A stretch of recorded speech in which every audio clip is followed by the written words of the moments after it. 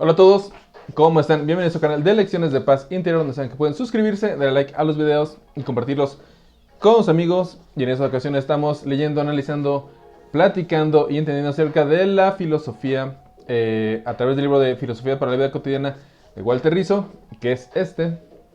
Y en este libro tenemos que entender que la filosofía quiere decir amor por la sabiduría. Muchas de las personas que han sido digamos que precursores de este movimiento han entendido que más allá de querer tener cosas o poder vivir a través de esas cosas es de entender qué es lo que significan para nosotros, pero esas cosas no necesariamente son, digamos, cosas materiales, también es el sentido que tenemos que encontrar para la vida y todo este movimiento que es muy revolucionario. La filosofía se basa en la mente, como buscar paz para el alma, paz interior, como se llama este canal, y entender esas cuestiones de la vida que nos hacen ser cómo somos, cómo hablamos, cómo pensamos, qué decimos, qué pensamos y qué hacemos. Toda esta proyección acerca de la vida, todo este mundo como lo vemos, como lo queremos entender y más aún, cómo intentamos integrarnos a él con la filosofía o de la mano de la filosofía, donde hay muchos, pero muchos filósofos, es que se puede llegar a un entendimiento, un mayor entendimiento, tal vez no un entendimiento perfecto, pero sí un buen entendimiento sobre estas cuestiones de la vida. Ha habido muchos filósofos, cada filósofo tiene algún tipo de escuela. Ahí están los que son estoicos, que son gente que es muy, tiene que ver mucho con la ética, con los valores. Hay como Sócrates, que le interesaba mucho lo espiritual. Está Epicuro, que él hablaba acerca del placer.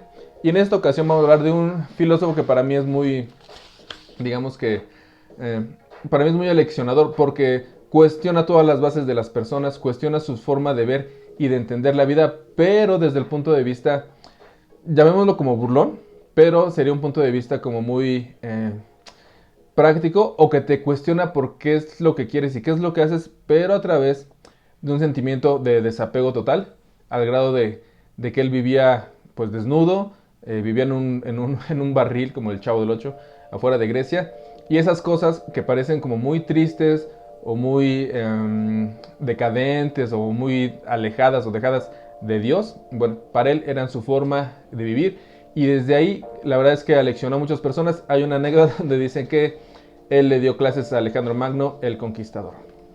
Bueno, comenzamos con este gran filósofo que se llama Diógenes. Y dice así, Diógenes y la sabiduría impertinente. Primer punto. Diógenes, ciudadano del mundo. Diógenes nació alrededor del año 400 a.C., esto en Sinope, una ciudad a orillas del Mar Negro, y falleció en Corintio cerca del año 323 después de Cristo, el mismo día en el que murió Alejandro Magno, a quien él conoció y con quien tuvo varios encuentros, según el anecdotario disponible.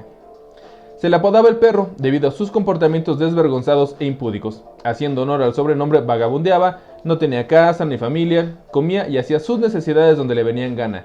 Él provocaba a los representantes más fidedignos de la sociedad ateniense, que él consideraba alienante y represora, y mediante el sarcasmo, la burla y la ironía.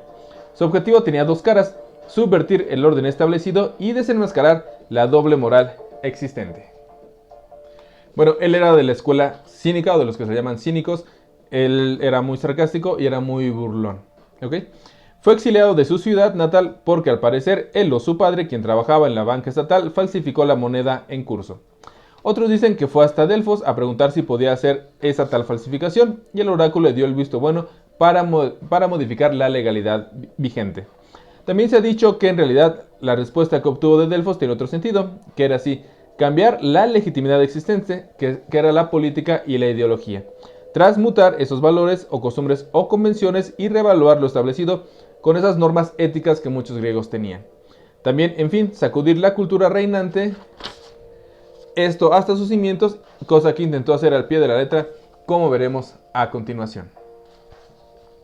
Dice así: recién llegado a Atenas intentó aprender filosofía con Antístenes, un discípulo de Sócrates que fue considerado el primer cínico. Pero este rechaza a bastonazos a todos los que se le acercan, esto a pedirle que fuera su maestro, pero aún así Diógenes tuvo éxito. Un día, debido a la insistencia de Diógenes para que lo aceptara como un alumno, Antístenes levantó el bastón contra él para que ya no se le acercara, pero Diógenes puso la cabeza debajo y dijo, pega. No encontrarás un palo tan duro que me aparte de ti mientras yo crea que tienes algo para enseñarme. Desde entonces fue discípulo suyo. La personalidad de Diógenes fue definitivamente abayazadora y desafiante. Su manera de ser era tan irreverente que cuando le preguntaron a Platón qué opinaba de él, él respondió que era un Sócrates enloquecido.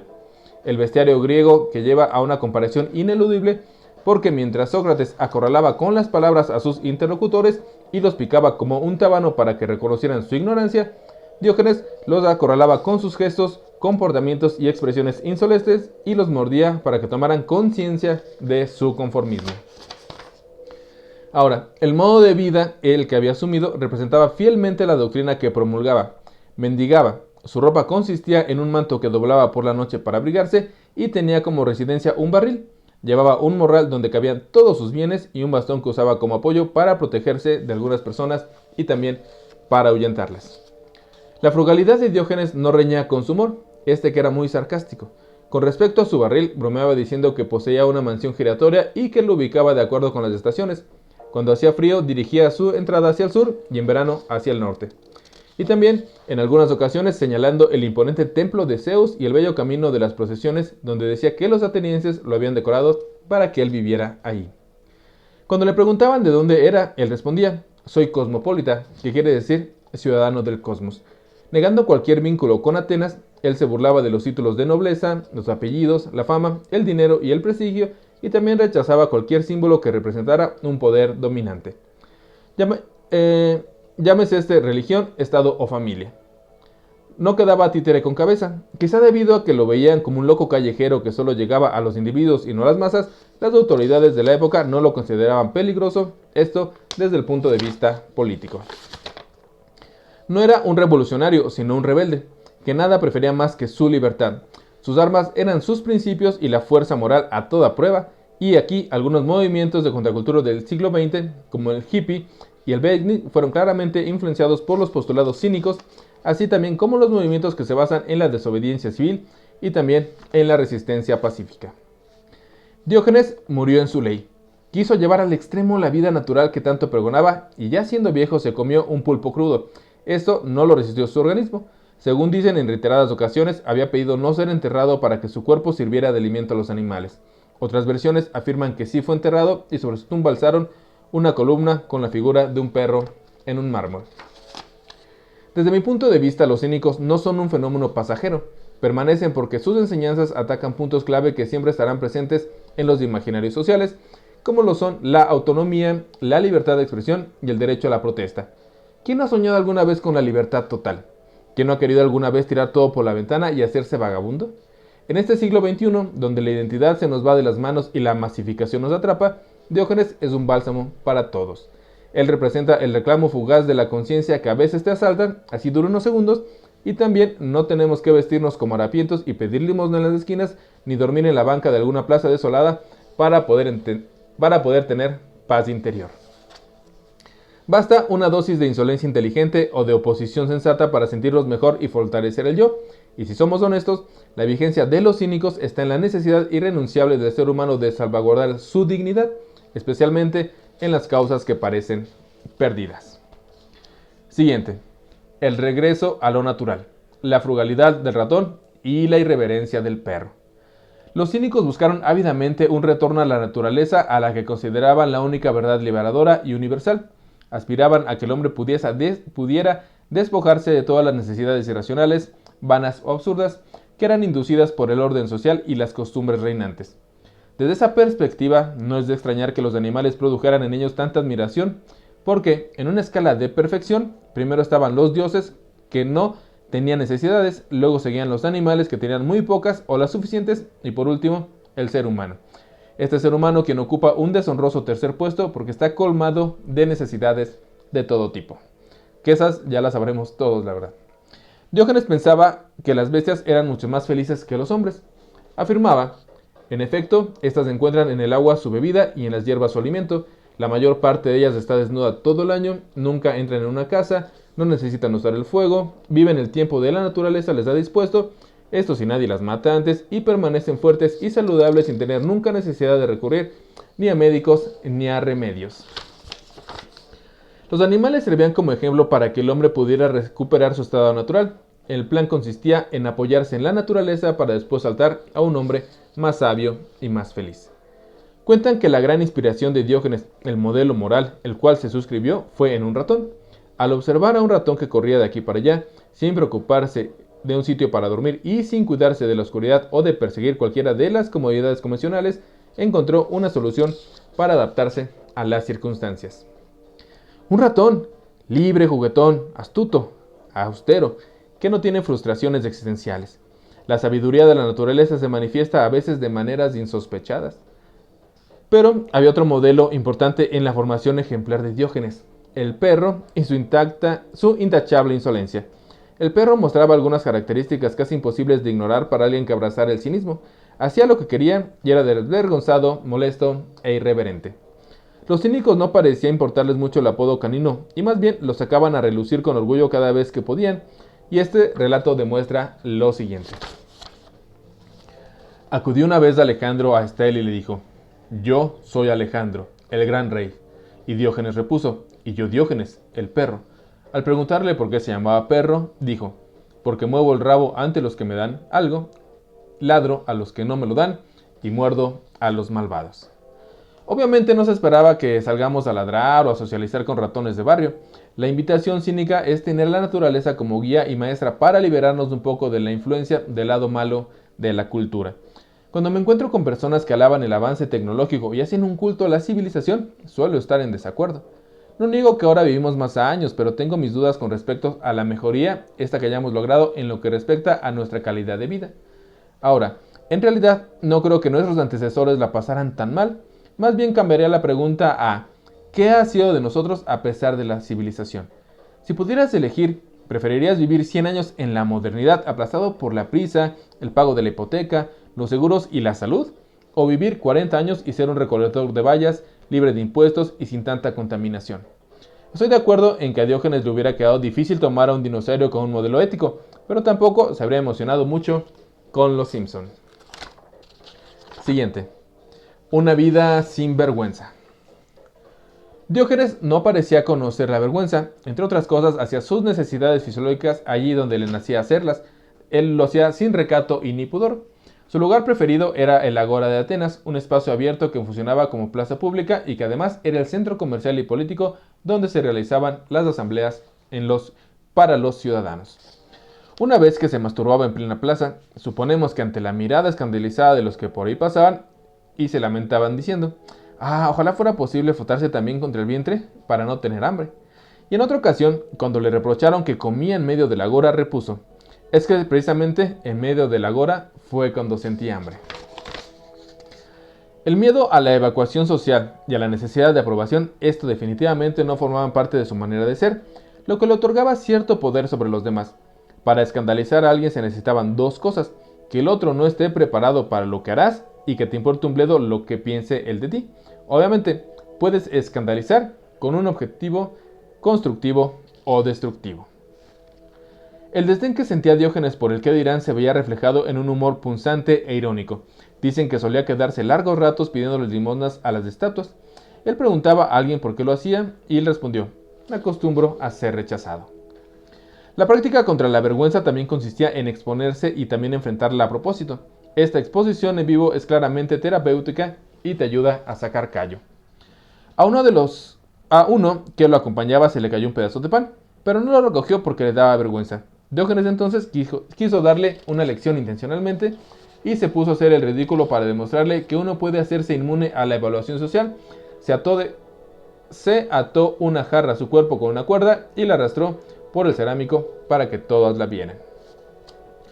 Los cínicos también sostenían que la impopularidad era un bien y no un mal, ya que eso significa que no vas por el camino que te sugiere la cultura y el sentido común apoya lo anterior. Si dices lo que piensas, es muy probable que la mitad de la población no comparta tu parecer. La mala reputación en muchas ocasiones puede ser un signo de que no estás masificado o simplemente que estás ofreciendo resistencia. Antístenes decía que prefería caer entre los cuervos que entre aduladores, ya que los primeros devoran los cadáveres y los segundos a seres vivos. Cuando alguien le hizo caer en la cuenta de que mucha gente lo elogiaba y admiraba, respondió: pues ¿qué habré hecho mal? La desvergüenza entonces no era un fin en sí mismo, o no se trataba de un ejercicio de exhibicionismo histérico o alguna forma de desnovismo superficial. Por el contrario, era un medio y una condición para poder encarar y criticar un estilo de vida que esclavizaba psicológicamente al hombre. Está claro que Diógenes solo hubo uno y que cualquier forma de imitación en estos tiempos la verdad es que sería muy absurda. ¿Hasta dónde puede llegar la persona para evitar el miedo al ridículo? En cierta ocasión me encontraba en una playa con un grupo de amigos. Una mujer del grupo entró al agua y comenzó a nadar. Estábamos todos en el mar chapoteando y también estábamos riendo, cuando de pronto la vi hundirse y salir varias veces.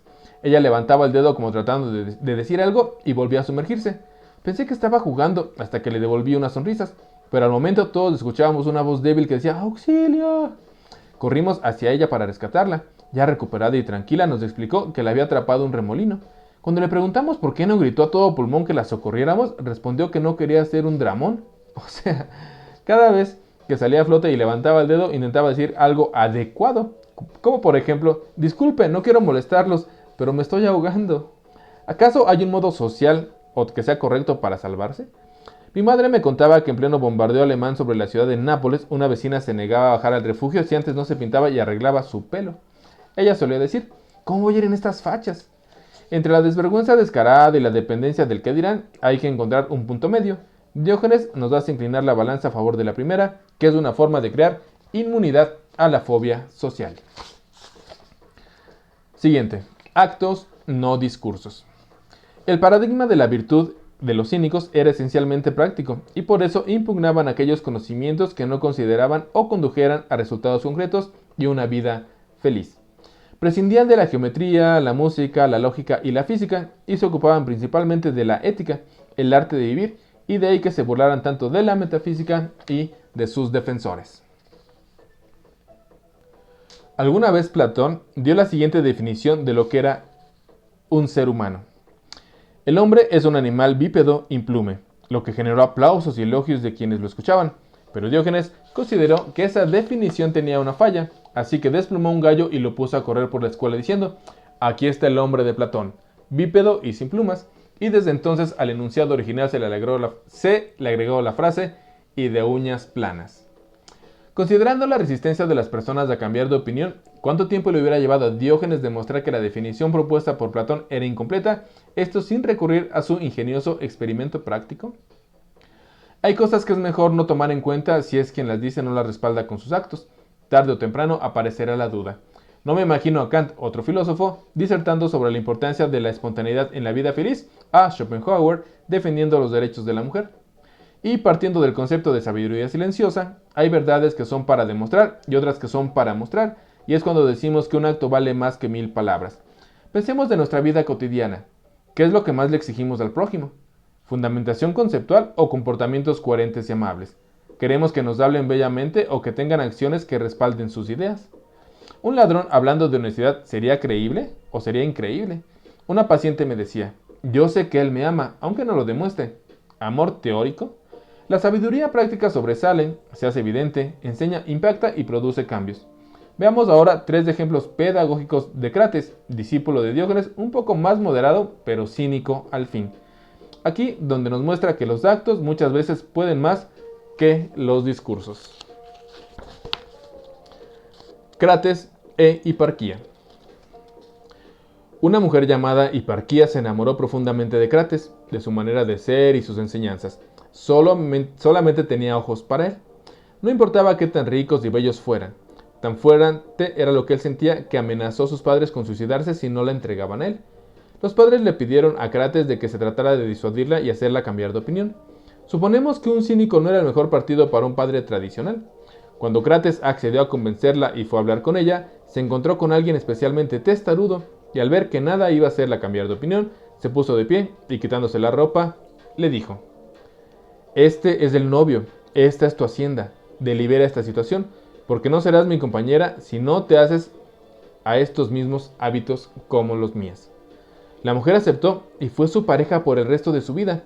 Ella asumió el cinismo y fue una de las primeras o la primera mujer filósofa que los historiadores tuvieron en cuenta y juntos hicieron de las suyas. Siguiente. Crates y Metrócles. Cuentan que al hermano de Hiparquia, Metrocles, un hombre muy refinado, en medio de un ejercicio de lectura en la escuela, se le escapó un pedo. A raíz de esto, y muerto de la vergüenza, se había encerrado en su casa abatido por la desesperación, con la intención de dejarse morir.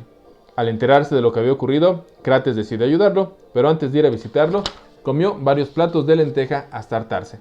Una vez allí, intentó persuadirlos de que no había hecho nada feo, pero al ver que sus argumentos no eran suficientes, optó por ser más explícito. Se tiró unos cuantos pedos para que no hubiera duda al respecto. Metrocles, al verse identificado con el maestro, sintió el alivio esperado y con el tiempo siguió las enseñanzas cínicas y se hizo un gran filósofo. Siguiente. Crates y Zenón. En sus inicios, Zenón practicó el cinismo, pero mostraba cierta timidez ante la desvergüenza y desfachatez que mostraban los cínicos. Su maestro Crates, queriendo curarlo de este reparo, le dio una olla llena de lentejas para que la transportara por el Cerámico, que era el barrio de los alfareros. Cuando vio que se sentía envergonzado y que trataba de esconder la olla, le dio un golpe con su bastón, y ahí la rompió. Mientras Zenón escapaba lo más lejos posible, la sopa de lentejas corría por sus piernas. Crates le decía: ¿por qué huyes, pequeño fenicio, si no has sufrido ningún daño? Aquí la enseñanza es clara. La opinión de los demás no puede afectarse si tú los dejas. Zenón escapaba de sí mismo y de la vergüenza que él llevaba encima. Entonces, las cosas como son y por su nombre. La experiencia vivida y compartida nos confronta mucho más profundamente que la retórica, los consejos y los regaños, y aquí Diógenes decía a propósito de Platón: ¿para qué sirve la filosofía si no es capaz de inquietar a nadie? Y por inquietar entendía un proceso que realmente fuera capaz de remover esta visión del mundo y transformarla. Siguiente, la filosofía y el desprendimiento. La filosofía del desprendimiento afirma lo siguiente: si no tienes nada que perder, no tienes nada que cuidar ni extrañar. ¿O me equivoco? O también, dicho de otra forma, si solamente deseas lo que tienes, estarás muy cerca de los dioses. La no posesión, la austeridad, esta que es consumada y consecuente de Diógenes y de los demás miembros de la escuela cínica, era una forma de liberación. La verdadera pobreza para ellos no era la ausencia de dinero y bienes, sino la incapacidad de dominar los deseos negativos, aquí porque una vida colmada de apegos refleja una gran pobreza de espíritu. Me refiero a todo tipo de apegos, incluso a los que tienen que ver con el crecimiento personal y la búsqueda espiritual. Lo he sentido con algunas personas religiosas que se comportan como si ya estuvieran viviendo en el cielo o te miran con cierta conmiseración. El mensaje subliminal es discriminativo. ¿Cómo? ¿Aún no te has salvado? El ego no perdona y muchas veces detrás de una actitud humilde y virtuosa se esconde una intención farandulera. Al dejar a Antístenes al descubierto una rotura del manto que llevaba puesto, Sócrates, que era su maestro, se dio cuenta y le dijo: a través del manto veo tu afán de gloria. ¿Qué impacto puede haber tenido en Antístenes semejante retroalimentación? Lo que haya sido le reflejó luego una vida irreprochable y ejemplar. Diógenes buscaba siempre reducir sus necesidades al máximo. El paradigma del vagabundo, del maestro callejero, exigía desprenderse de casi todo y andar lo más liviano posible. Las posesiones ocupan tiempo mental, porque, aunque conscientemente digamos que nos preocupan, de todas maneras hay que cuidarlas.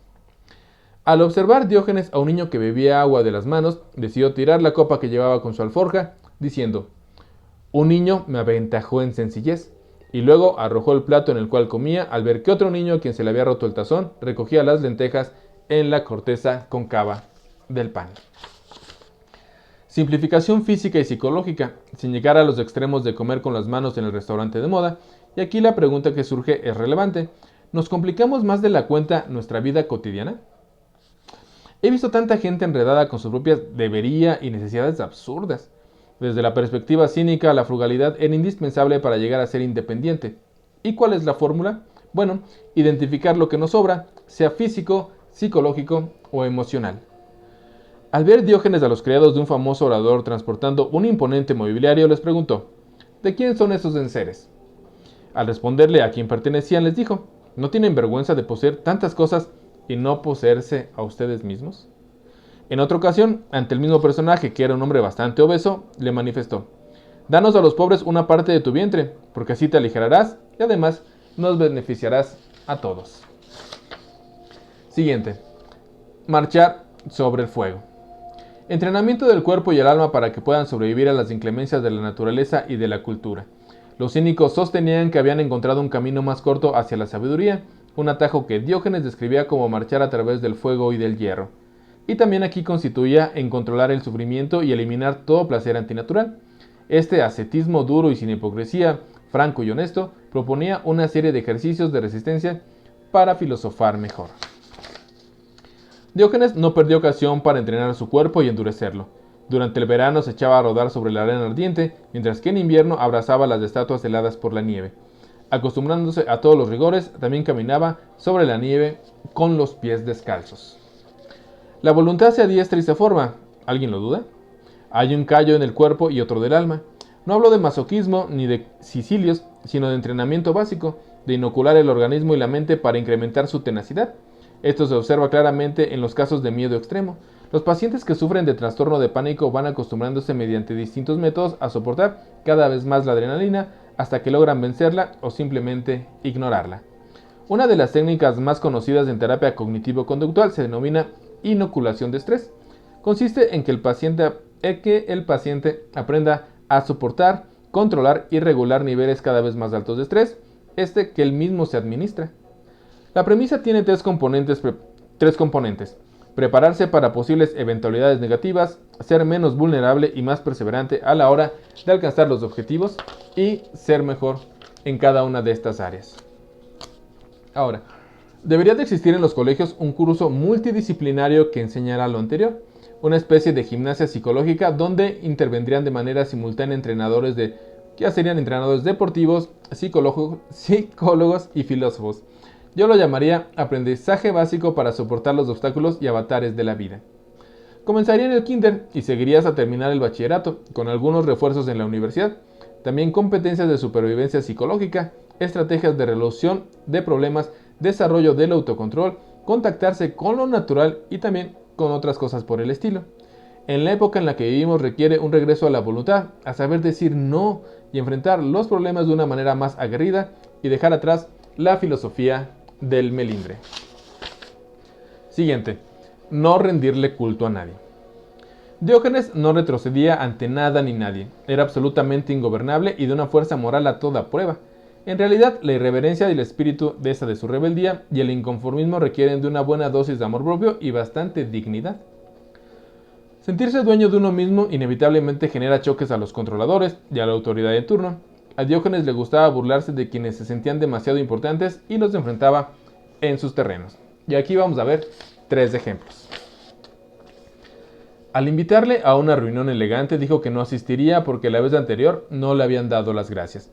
En otro banquete empezaron a aventarle huesillos como un perro y como tal se acercó a ellos y los meó encima para que no quedaran dudas de que era un perro.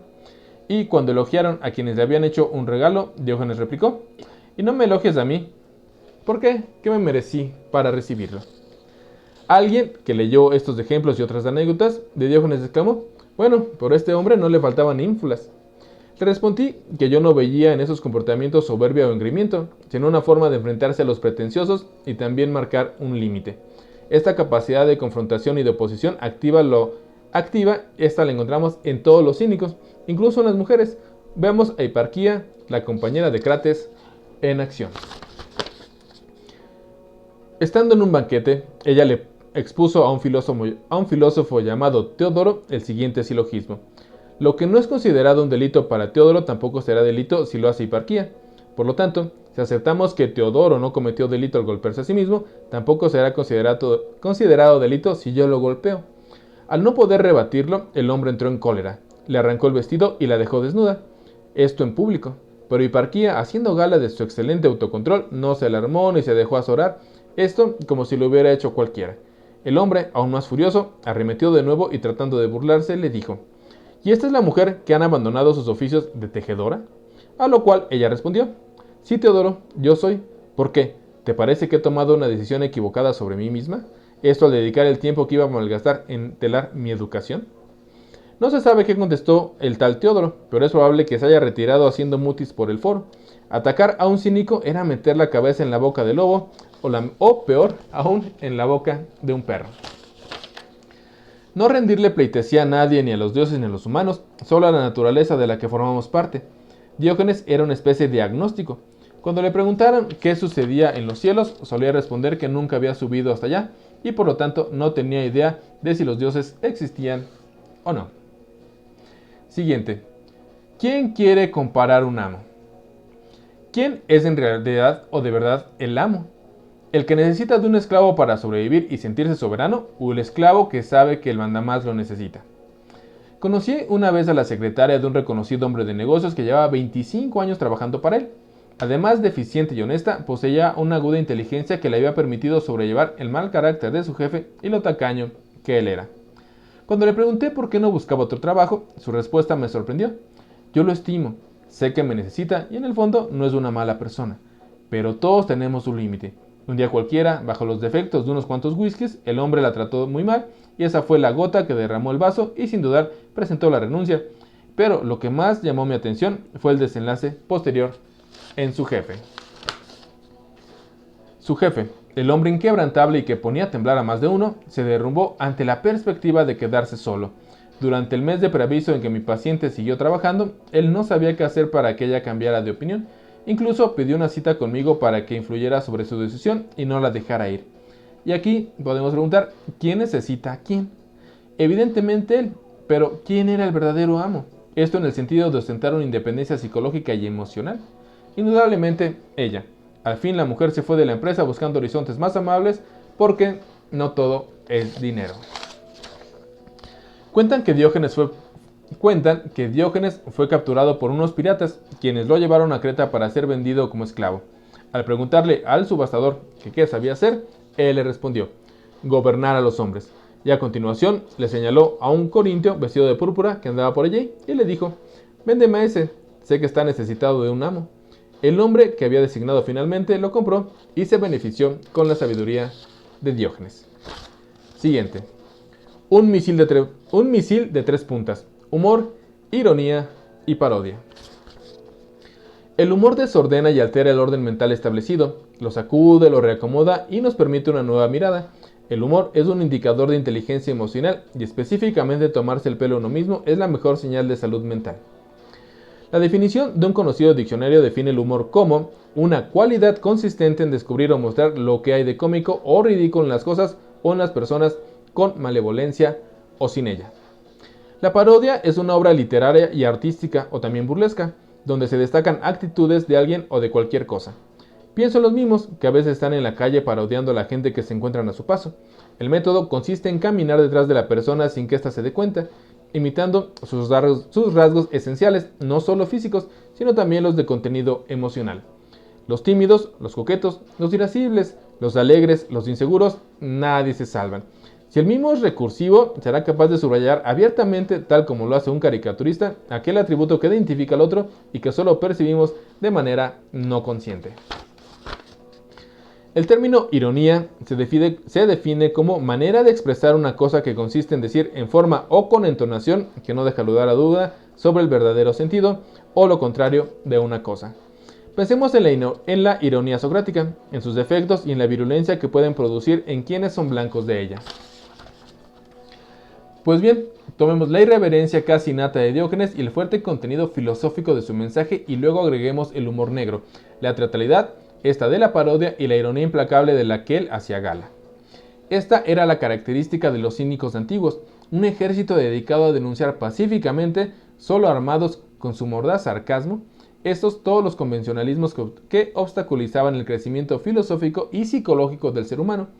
El cínico rompe el silencio, es un cómplice y también señala abiertamente al rey que anda desnudo.